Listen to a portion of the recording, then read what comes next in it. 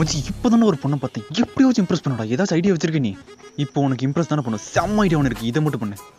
ஒரு gold necklace வாங்கிட்டு என்ன பண்ணுறேன்னா, அப்படியே யாருமே இல்லாத நம்ம தனியாக கூட்டு போயிட்டு என்ன பண்ணுற, அப்படியே கழுத்தை நினச்சி கொண்டுரு. எதை கொன்னதுக்கப்புறம் என்ன பண்ணுறேன்னா, ரீஅனிமேஷன் ஜுட்ஸுன்னு போட்டு உயிரோடு எடுத்துகிட்டு வா. அவ்வளோதான், உனக்கு தான் இதெல்லாம் யாராலும் இது பண்ண முடியாது, அவ்வளோதான். மச்சி செம்ம ஐடியாடா, அவ்வளோ இப்படி போய் பண்ணலாம்டா. டே எங்கடா போகிறீங்க? இருங்கடா. ஏதுக்காக தான் வந்து பார்த்தீங்கன்னா நம்ம திருச்சி குண்டூரில் அஃபோர்டபுளான ரேட்டுக்கு ஒரு கிஃப்ட் ஷாப் ஓப்பன் பண்ணியிருக்காங்க.